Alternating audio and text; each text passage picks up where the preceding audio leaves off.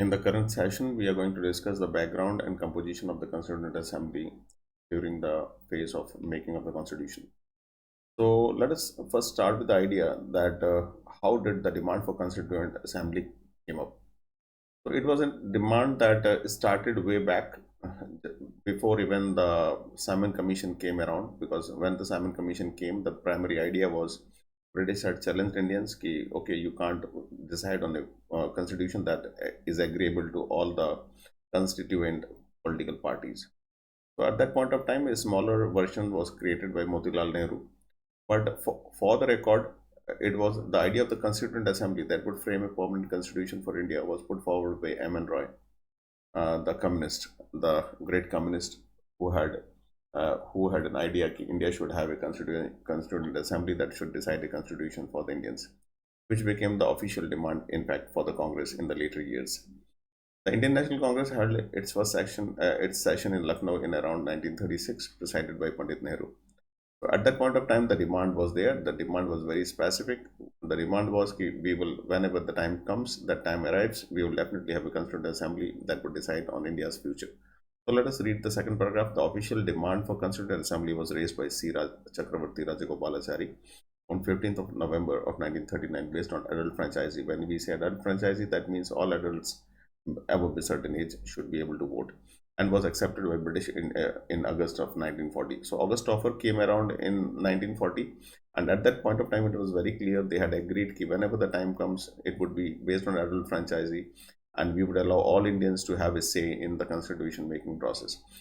So under the roadmap proposed by the cabinet mission plan. So when the idea eventually arrived, cabinet mission plan was came to India after it was almost agreed that India would have its independence in a couple of years' time. So cabinet mission plan put forward this idea. So indirect elections were held for the first time in Constituent Assembly for the Constituent Assembly. So let us understand what these indirect elections were. Provinces were elected directly, and then provinces, once they were elected, the provincial members did elect members to the Constituent Assembly. So that is how it happened. Now moving ahead, scheme of representation in Constituent Assembly. So scheme of representation, how did the Constituent Assembly, or how were the members of the Constituent Assembly elected, or for that matter nominated from the provinces? So provinces, there was a ratio of population to members, and this is how it was done. So the total membership of the Constituent Assembly for undivided India. Remember, at this point of time, in 1946, the idea that Pakistan would be there as a country, a separate country, was not there. So at that point of time, 389 members were there. Of those, 292 were representatives of the provinces, 17 in all provinces at that point of time, and elected through an indirect election, as we all discussed previously, through the provinces. And then 93 members were to represent the princely states, who were almost one third of India's population as well as area covered.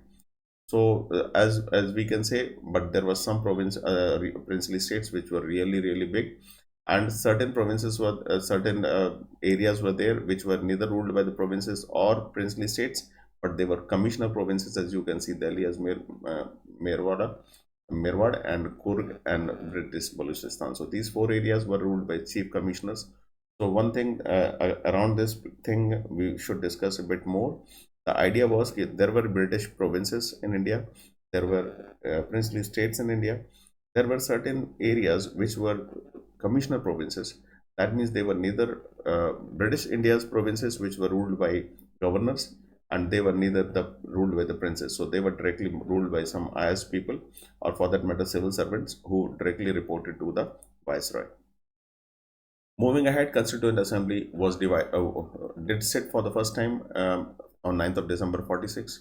Muslim League boycotted it, and so after a bit of discussion, around 1 year later, it did assemble it again. But then by that time, it was very much decided that there would be a separate assembly for Constituent Assembly for Pakistan. And since that was finally decided, so the question was, okay, how will it be all planned? So the Constituent Assembly was divided in a certain way, whereby population, the ratio of population that went to Pakistan, a similar number of members would go to Pakistan as well from the Constituent Assembly of the undivided India. So we will discuss the details later on. So let us move on to the next page. So the idea was Constituent Assembly was partisan according in as a result of the partition under the Mountbatten Plan of 3rd of June of 47, a separate Constituent Assembly was set up for Pakistan, and representatives from certain areas which were demarcated for Pakistan did go to uh, Pakistan's Constituent Assembly. So let us read the bold lines. 28 members of the Muslim League joined the Indian Assembly. 28 members of the Muslim League joined Indian Assembly. On the other side, there was transfer of members. That means some members who eventually did join India's Constituent Assembly were elected previously from areas which went to New Day Pakistan, or for that matter divided Pakistan's Constituent Assembly. So let us read the last line. Reconstituted Constituent Assembly of India had 299 members. Rest of the members went to Pakistan's Constituent Assembly. So landmarks in Constitution of India, what were those?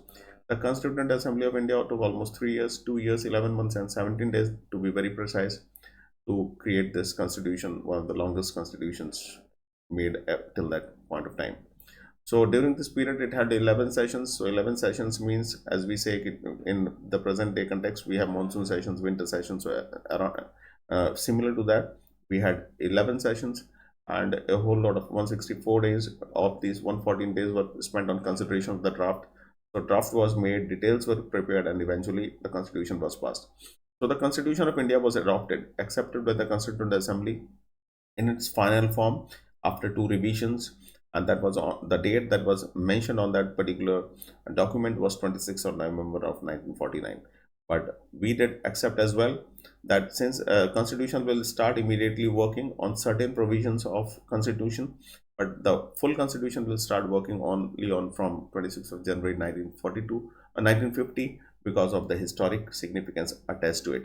The historic significance was the Purna Swaraj resolution of 1929 that eventually made 26 January to be celebrated as a Republic Day from the, or symbolic Independence Day from 1930, 26 January of 1930. Moving ahead, so now the question was what was the composition of the membership of the Constituent Assembly when it was finally divided? So it was 229 from the provinces, and these out of these 229 members, the biggest province happened to be United Provinces. One thing that everyone has to remember was B.R. Ambedkar, the chairman of the Constituent Assembly, the drafting committee, was himself previously a member before the undivided in India was there. At that point of time, he was a member representing the Eastern Bengal, but later on, when East Bengal went to Bangladesh, Bangladesh came up later on, but then went to East Pakistan. From that time onwards, his seat, he had to transfer his seat, so he was later on nominated from Bombay Presidency. So initially from east of Pakistan, and then later on from Bombay Presidency. When it comes to 229 provinces, the biggest province was United Provinces, which is present day Uttar Pradesh.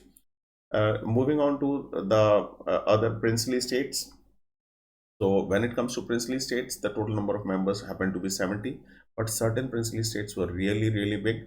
And since they were big, they had multiple members. So well, we can see the largest, one of the biggest state was having 7 members, that was Mysore. So Mysore had 7 members to the Constituent Assembly, so it was really a big state. Other state was equally big was Travancore, which had 6 members to the Constituent Assembly. So these states were themselves capable enough to be special provinces, or for that matter later day states, as we refer to them after independence. That's it. Thank you. That much for this topic.